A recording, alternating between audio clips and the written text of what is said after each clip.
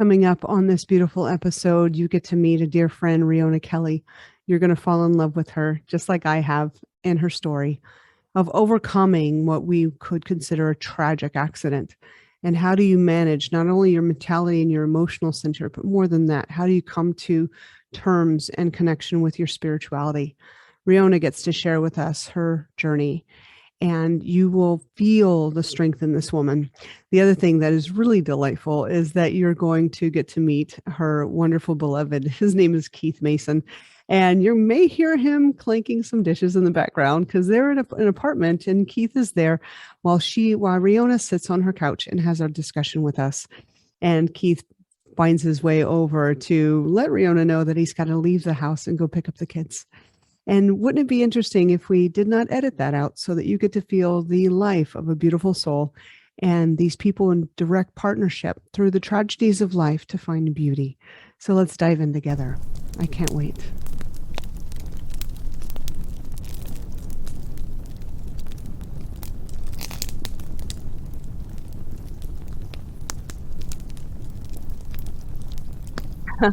Good day, good morning, good evening, wherever you're here listening and joining us. Thank you so much for your attention, and thank you so much for your heart and your soul toward that thing that you know is inside of you to grow your life and to be more impactful and influential to those people that you know you can serve. And the first people we always serve, the first person is ourselves. Whenever we increase our abilities, our fortitude, our self-belief, our self-resilience, then everything else lines up in accordance to that. Today is a story and a journey that I want to bring to you because it's touched my life for many years. I'm a big fan. And I want to tell you about our beautiful guest. Her name's Riona Kelly. And after suffering 2 spinal strokes, which we're going to unpack, how do those even occur to a person? And she managed to relearn how to walk in the absence of feeling her legs at all. There's miracles in today's stories. I want you to take them in, apply them to your life, find your own courage through Riona's story. She's moved on to be a motivational speaker, and you're going to be touched by her story today. She's also launching a book that is called The Storms Have Only Made Us Stronger. And she's participating in launching charities that will help other people that are also wheelchair users. So let's snuggle in and let's listen with Riona and find her magic in us. Riona, thank you for being our guest today on Light Your Life. It's such a joy to be with you. What an awesome and blessed introduction. Amen. Let's start by saying amen. Amen. Every moment is a blessing, isn't it? I have come to realize that over my journey, 41 years of life, but definitely over the last 6 and a bit years after suffering my first spinal stroke, that life is truly a blessing. But it's whether you want to seek the blessing in every millisecond of life that you exist, or whether you want to fight against the blessing and take a different and darker path. And we've all taken those paths in life. I'm not subject to, and I'm not immune to those paths. I've taken them myself. But becoming paralyzed the first time, having a first spinal stroke, finding out your whole life had changed, and that you were completely dependable on everybody and everything, really shook my world. But it also tested my faith massively with God, tested it massively. What was I going to lean to? What was I going to fall on? Was I going to lean to despair and destruction and self-sabotage and lose hope in the journey of life that we are so blessed to be bestowed upon us? Or was I going to lean in closer to God in a way that I never thought was possible? And I never actually thought it was possible. You know, I'm first and foremost, I'm a Christian. I always have been. But I had a faith and I had a religion before. I don't have a faith anymore. I have a religion. I have a relationship with God, and my faith is in that relationship. That's and the beautiful. Relationship has to work 2 ways. It's not just, you know, hey, I'm going to pray to you and I'm going to worship you and I'm going to talk to you when it suits me. and I'm not going to listen back. I decided to finally listen. And it's in that moment of listening that you find peace and serenity and strength and hope to push forward in the storm of life that sometimes can be so dark and bleak. And for me, it got so dark that if someone had asked me, do you want me to press this button for you, Riona, and end your life? I'd have said, yeah. But That's pretty God, dark. it is, but It's pretty dark. isn't the amazing side of God is that he took away my ability to press buttons. I couldn't move. And there was no one that was going to end my life because that's not legal here in the UK. So right. I had to work really hard. Help people understand, what is a spinal stroke? What happened at that moment in your life? So instead of it being a bleed in the brain, it's a bleed in the spine. And they're so very, very rare. 1 in every 10 million will suffer a spinal stroke. 1 in every 20 million will suffer what it's called complete spinal concussion, where your spine goes into complete shock and shuts down. The 2 rarest things in your spine, I got both of them.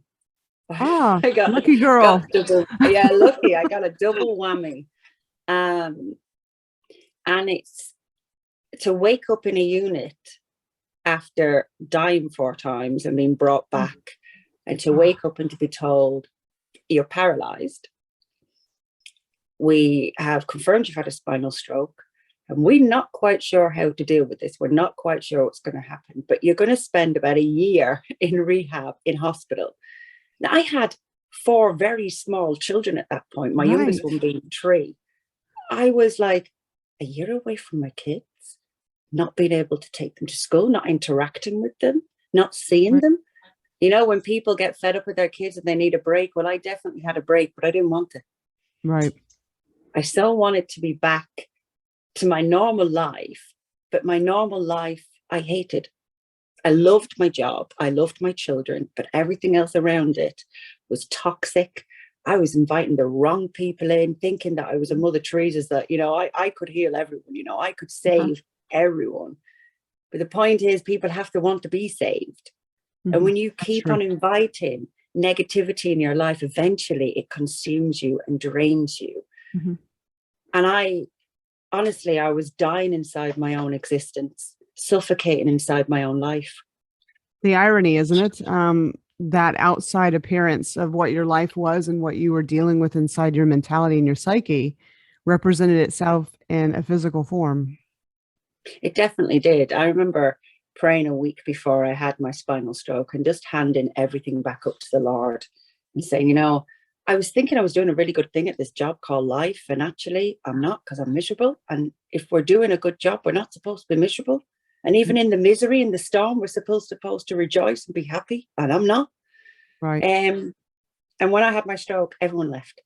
My mother, my father, my siblings, my family, my extended family, cousins, aunties and uncles, friends, everybody. I had a few choice friends that stayed around, and over time, they all left. And I was pretty much left alone. This woman who went into hospital, not a single parent, but came out of hospital, a single parent with 4 children, on her own, in a big house, unable to do anything.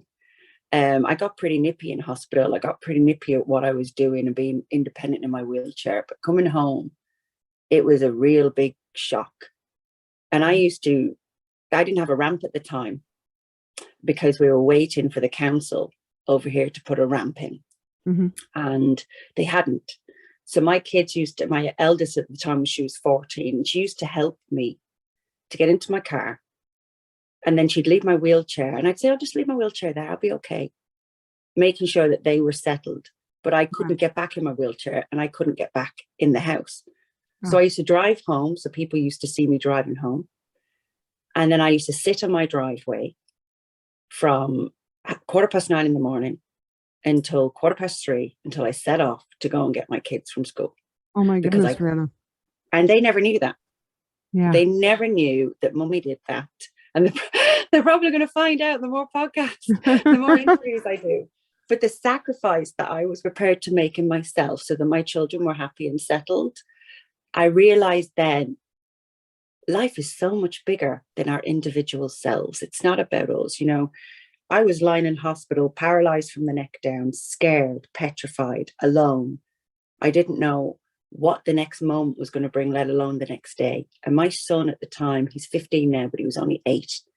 And he came around to the side of me and he whispered in my ear and he held onto my neck for dear life. And he was crying and he said, Mummy, I don't care if you spend the rest of your life lying in that bed. Mummy, please don't leave me. Please don't die. And I realized in that moment that there was 4 little beings that were suffering so much more than what I was. Yeah. And we have a thing in our house that we take a vote. I wanted to die and they wanted me to live. So it was 4 against 1. I lost miserably. Mm-hmm. And I had to live, and I had to find a way to live, because I had to find a way to show them, because they were suffering, they were in pain, they were struggling. And it's in those moments that's when we get consumed. That's when we go, are we going to give in to the fear and allow ourselves to be consumed? Or is the want for the person that's in front of me now, is the want for their life greater than my fear? Right. And my want for them was greater than my fear. And that it sounds as though it was your big why, that thing that motivated you and inspired you and kept you whole. Do you remember a moment when that realization came in? Because some people could say it happens over time, yet you've become a warrior. And I'm believing you've had many of these moments of these transformations for yourself. Do you remember the first time where you decided to live and to walk away from any other thought?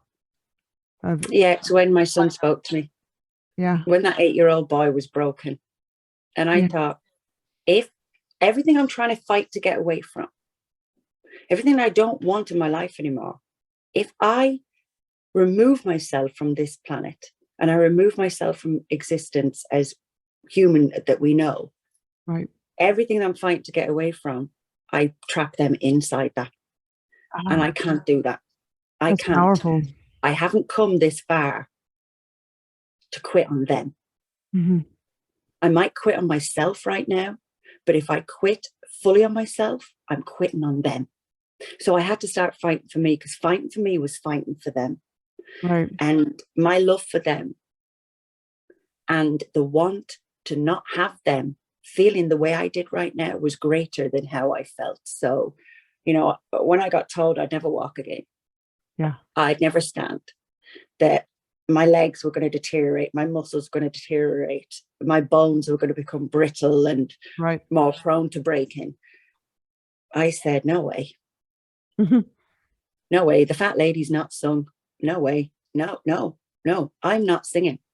So I'm going to get up. And 2 weeks later, I was stood up in the parallel bars in physio, dragging my legs, holding on. And it's good job I had good upper body strength by this point, holding on and dragging my legs. My consultant walked in and he just watched me, and he walked all the way up the parallel bars and all the way back down. And he just burst into tears. Mm-hmm. And he said, you are literally a walking miracle. You should not be doing this. This should not be happening. But you know what? I took the 0.5% I had of survival, let alone walking, just to surviving. I took that and I thought, right, I'm on the percentage. Even though it's a really tiny bit, I'm on there. So I'm going to see if I can grow that percentage. And I did. I survived. Mm-hmm. Then I had a 1% chance of ever walking again. But then that was 0.5% chance that I had of surviving.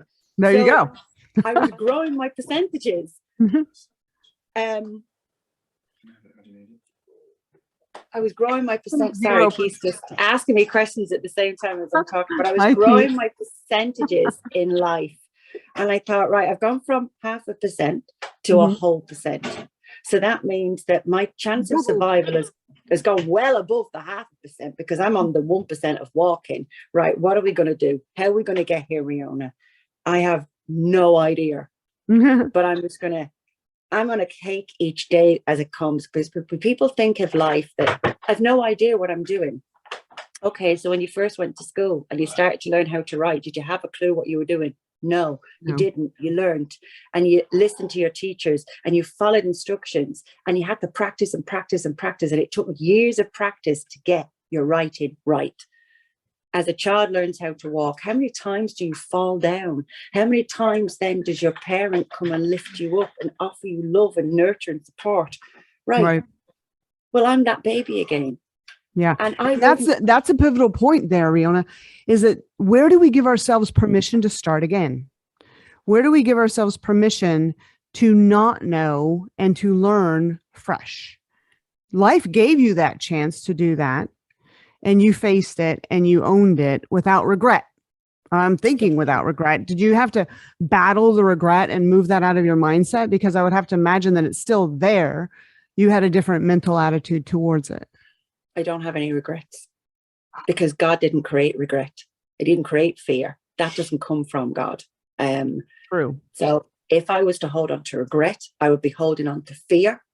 And then that would be propelling me moving forward. And I can't take that with me in life, because if I take that with me, I still carry on inviting the people into my life that I was trying to get away from. I can't do that. And regret and fear is lack of forgiving yourself. And I had to forgive all the decisions and the choices that I've made that had led me to this point where I was having to learn how to walk again. And I was only learning how to walk again in my life that I was meant to be living. There's an exclamation point.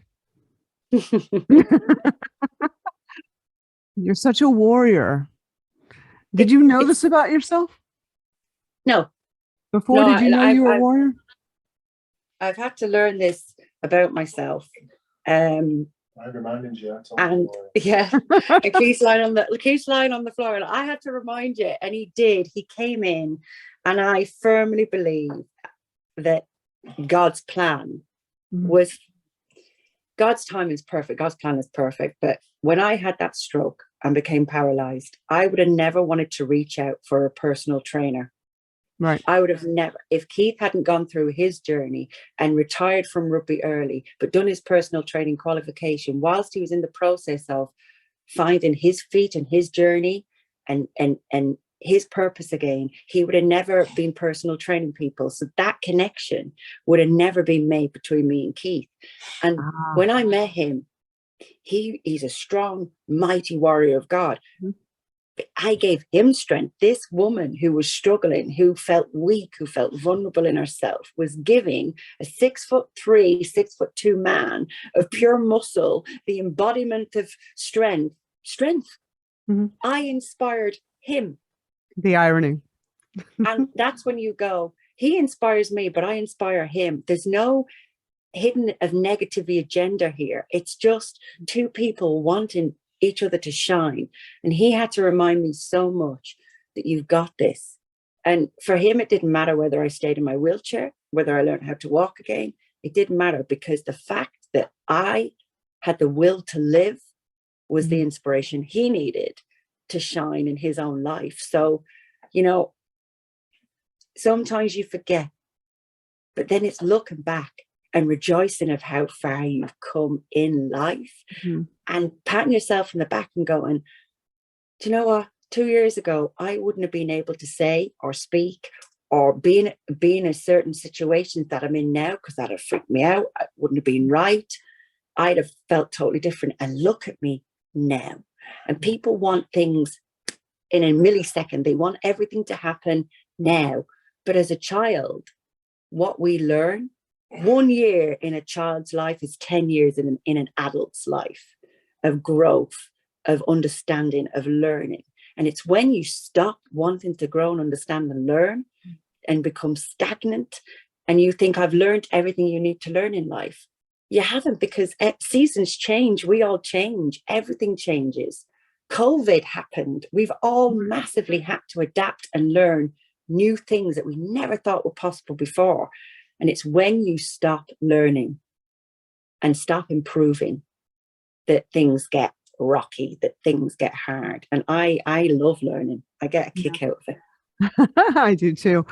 How many conversations have you had with God since thanking him for the accident?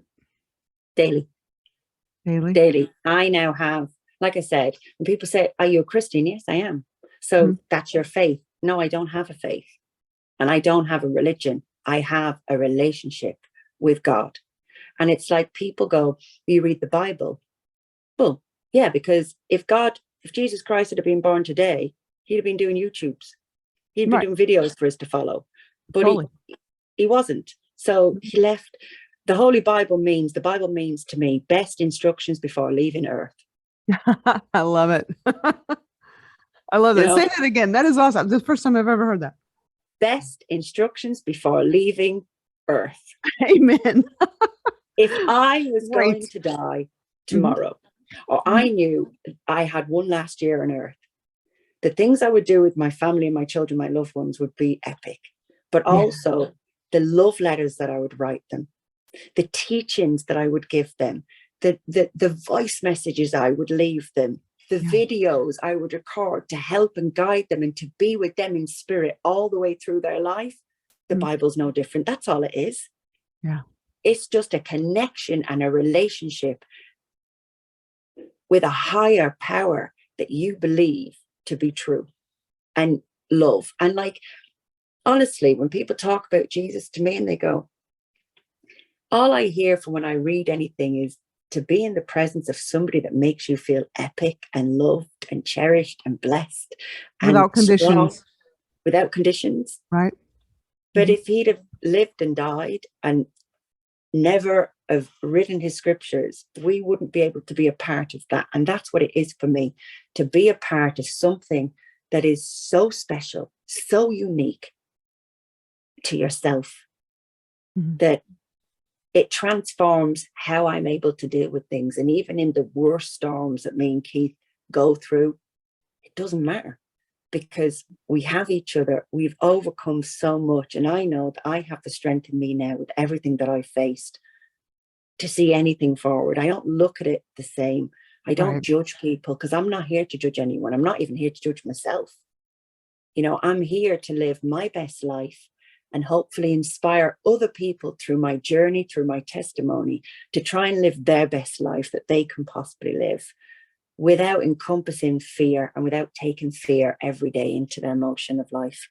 Yeah, it's a battle, isn't it, in our culture, to not worry or to feel what we call here as below the line emotions, which mean like for fear, frustration, regret, remorse, resentment, the agony of worry or anxiety or depression, all those things that trap us in not thinking, right? It's just reacting. And then moving into a proactive state where we understand we get the power to choose our outlook. We were given that. I think that's the one power that God gave us, is our choice and our perspective. What would you say to that? Free will. Free will. I mean, people have said this to me, non-believers, believers and non-believers, they all blame God. If there was a God, why does he make this and this and this happen? Well, all parents have to give their children free will. As human parents, we cannot control our children's lives, their destinies. We can only guide them, love them, support them, nurture them, pick them up when they fall, and keep on going in the cycle of loving and nurturing. Right. If we control our children, they don't become the people who they're supposed to become. They're not authentic. So why is it any different? Why should God control us? Why should he stop us free will? But he's still there every time we make a mistake, every time we get it wrong, every time we fall. He doesn't abandon you. Just like as a parent, we don't want to abandon our own kids, even though they break our hearts. God said to me the other day, he said, I fell out with my 20-year-old. She's having a bit of a strop in life at the moment. And God said, don't forsake her. She's 20. It took you to get to 41 to start listening to me. You ignored me an awful lot. And I had to see you struggle. I had to see you suffer. I had to see you in pain, because you weren't going to let me in. You weren't going to listen to me. You weren't going to take my advice, and you were not going to let me help you move forward in your life. You've ignored me. So she's now ignoring you. Welcome to my world. You've only got 6 of them now. I've got over 8 billion. I love that perspective, Riona. Yes. And I can forgive you, you can forgive her. Yeah, I have kiddos too. So I understand it. We're all on our own journey, which is a beautiful place to be. I'm sure Lucifer left heaven when he was cast out when he was a teenager. Oh, that's a great perspective. Yep. Go out on He your was own. just Go a figure it out. very, very, very defiant teenager, wanted to do everything himself, thought he knew everything, wanted to be top dog, wanted to be the ruler, wanted to be this, wanted to be that. And God said, no, it's not happening. Just like we don't allow it to happen in our own lives, in our own family.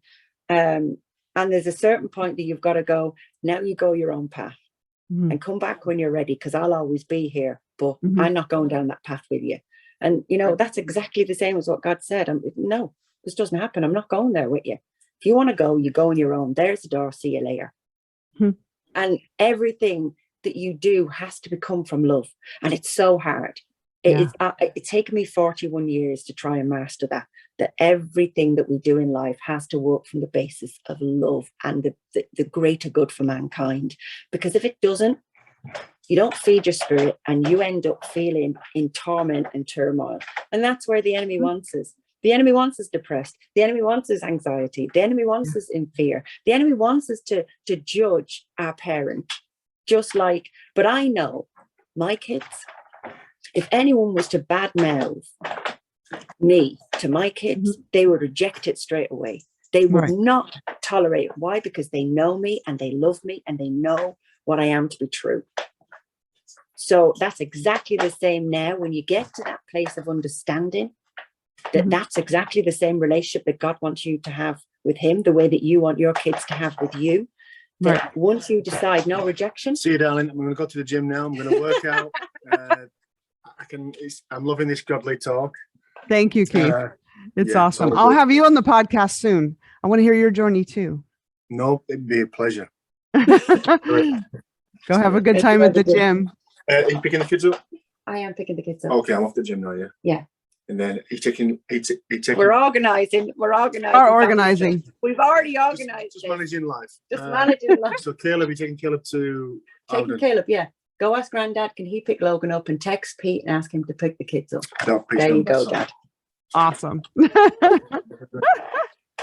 I love y'all's relationship. I love the authenticity and the just rawness of what's going on. So tell us about, share what it was like to literally walk for the first time. And were your kids there when that happened, or were you with Keith? You know, take us to that moment of when you took those steps. So Keith has been adamant that all the way along the journey, because my first stroke, Keith wasn't there for my first stroke.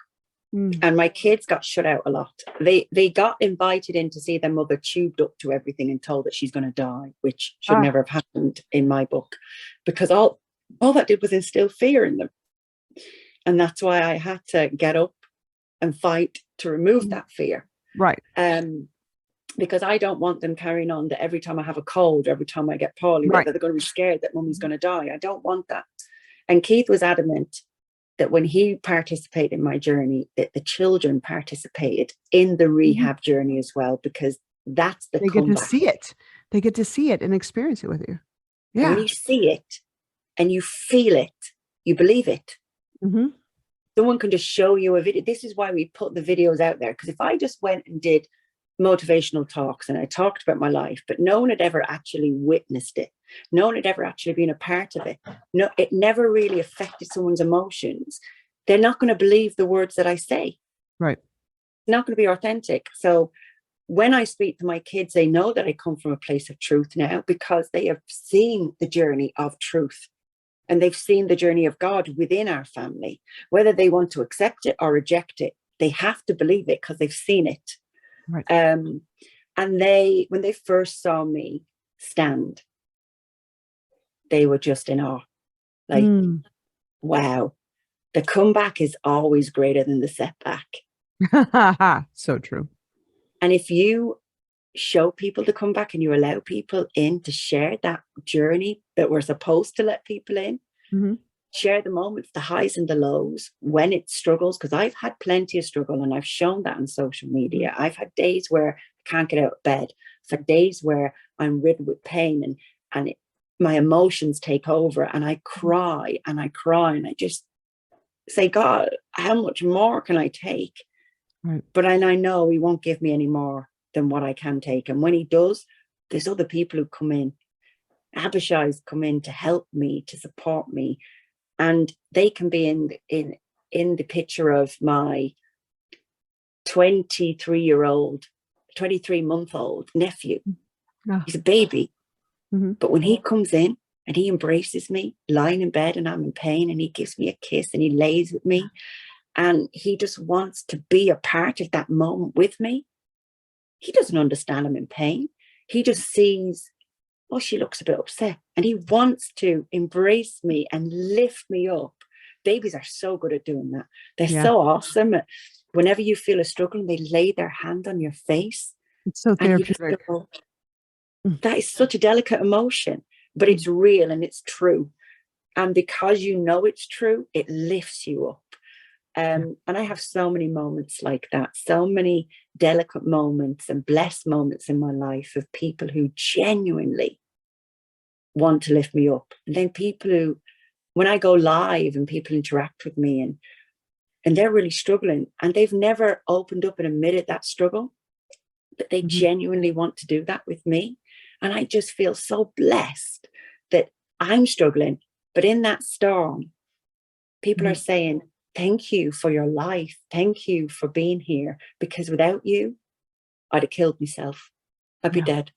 Without you, I wouldn't have fought for my kids at court. Without you, I'd have crumbled when I lost my job. I wouldn't have got up there and got in the saddle and gone back and got a different job. But actually, the new job I got is the right job for me. That people are learning to let go of hate and bitterness and anxiety and fear, and they're learning to forgive themselves truly by following my journey. Right. What better humbling in life is there to know that when you have the statement, we rise by lifting others, I definitely know that's true because I've lifted millions of people all over the world and it's helped me rise in myself. Yeah. And the beauty there is it's not like you're going out to set that action. I'm not, I don't sense that Riona's going live on the internet or sharing your videos to say, because I do this, it's going to lift somebody. You're simply being authentic in the moment in your journey and allowing people to connect with you in their own place, in their own way. And that magic happens when we are that authentic and vulnerable with our own story. I think I'm really bad at lying. Like I'm really bad. Like I literally want to throw up before I lie. Can't. I hate it. Yeah, me too. I can't. I mean, I just can't do it. It really churns me. And the only time I ever tell a white lie is if you're having a surprise birthday party for someone. Right. I can't keep secrets. No, I'm horrendous. And like if I buy anything for Christmas for Keith or buy something, I tell him, I'm like, sometimes I need a button. Shut up, Riona. Like, stop it. But then I'll say, I've got some treats for you. I say, don't tell me. I don't want to know. Keep it to yourself, Riona. Don't spoil the surprise. But that's the only time that I ever hide things from people when I know that I'm going to surprise them and bless them with something else. Yeah. But I don't see the point, because when you lie, you're not being authentic. You're not being your true self. You're hiding something. What is the point? Because it always ends up coming out. Yeah. Or it stays in and it eats you alive. And it's just, and then you become the lie. And you don't know the difference between being honest and lying anymore. It just all merges into one. And I've seen so many people go down that path. And I've seen so many people destroy themselves going down that, but they destroy other people in the process. They end up affecting and hurting other people. And then when they finally wake up, they go, what was all that for? But unfortunately, the damage is being done, especially to children. And the cycle continues and it keeps going on. And it's about being able to see something for what it is and not wanting to pass that on to someone else. So you have to break that cycle. Accountability is not easy for people. It's not easy for people to go, it was me. I messed up. It's not easy for people when they're in a situation and they react badly to go, well, if you hadn't have done that, I wouldn't have done so-and-so, so-and-so. No, don't even think about the other person. You still had a choice of how you were going to deal with this situation, and you choose Absolutely. to deal with it in a way that negatively affects the person that's in front of you and the spiral of other people it affects. Well, the enemy loves that because he's constantly winning. Mhm. And I refuse to allow the enemy to win in my life. So what would be your advice for people who find that way of being in their life as reactive, right? That, if we would give it a label, reactive to circumstance, what advice would you give them to move out of reactivity and into being more proactive and participatory in their lives? I did this with my eldest son. He was having some conflict with his sister, and he's 50, he's nearly 16. He's 16 in December, and she's 14 in December. December is an expensive month. But, Yeah. And he was behaving in a way, and he wasn't taking accountability for it, and that was hurting her. And then she was reacting badly towards him, and he was blaming her, and she was blaming him. But I knew the root cause was him. So I said to him, I want you to close your eyes. And he did. I said, now I want you to imagine the worst things that you've ever said to your sister. And every time you've raised a hand to her in anger, and every time you've done something to her that you just think wasn't nice. Now be honest in your mind's eye. You don't need to say it to me. Be honest with yourself. Right. Now I want you to imagine that that's her life partner. And the tears started rolling down his face. And he opened his eyes and I said, what do you think? He went, she can't be with someone like that. I said, then be the person that she deserves to be with when she's older.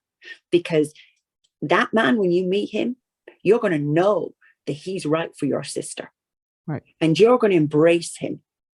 And you're not going to fight against him. And you're going to be happy for her. Because you know what? You broke the cycle now and you showed her a different way. Because all girls, and I mean all girls, go for the type of men that they have in their lives in the present right now. Yeah, in their family. And it's the same with women. Now, the girl that you like, she's so similar to me. She's calm. She's lovely. She's not dramatic. She's not horrible. But you've hurt her too. So be the person that they deserve. And he went, wow, I never thought of it like that. And I said, and that's when you live in truth. Because just think, if she's with a guy and he's lying to her and he's cheating behind her back and he's doing all this stuff that's not correct, you don't want that. But how can you want different for them when you're acting the way that you think they don't deserve? Exactly. Be the man. Grow into that man.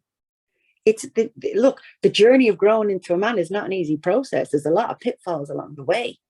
Right. But don't deny me the right to be able to help you. And he looked at me and he said, are you angry at me? And I said, no, I'm disappointed.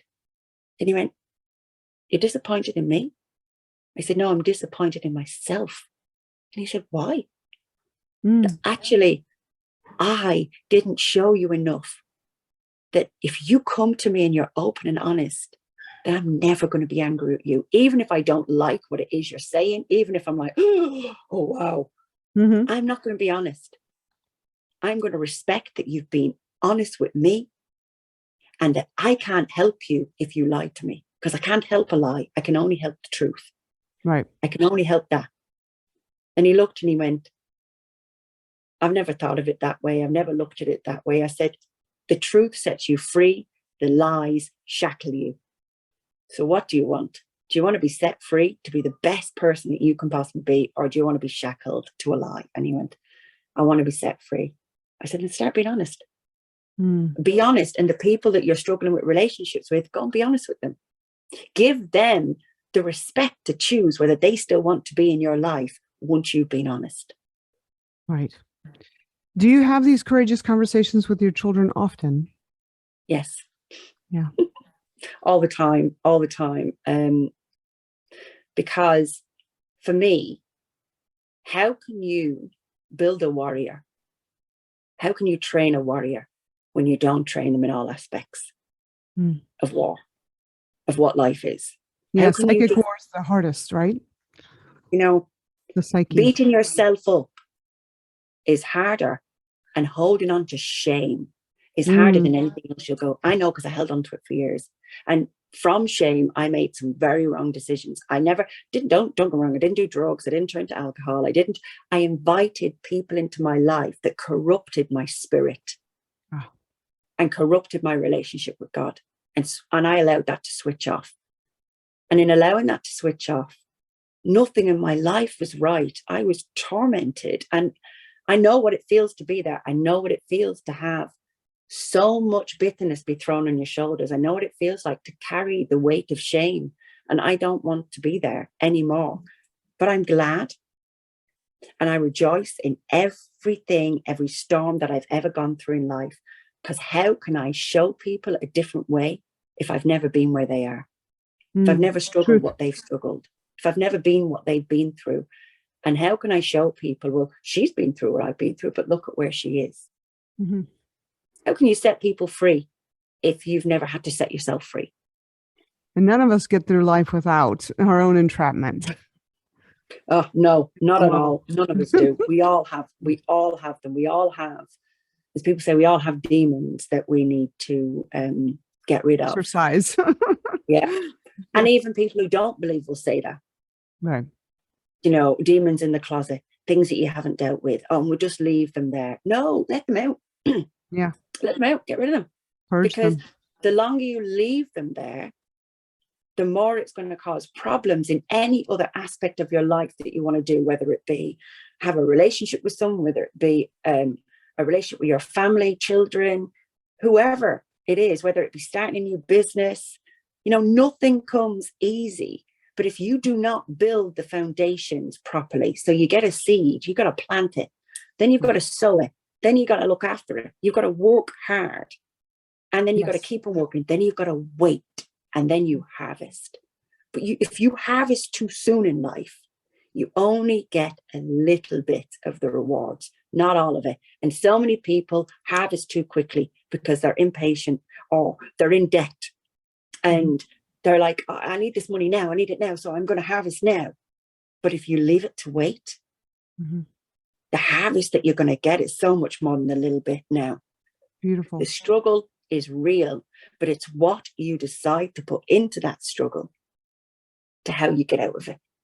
And I'm testimony that, look, learning how to walk again, when you're told it's never going to happen, when you're against all odds, when your back's up against the wall, when actually you should be dead, but you're alive.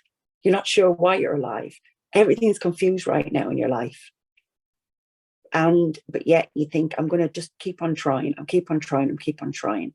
And you don't quit and you don't give in.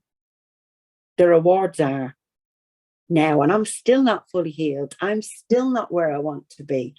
You know, every day I get up, the pain in my spine is phenomenal. Is phenomenal.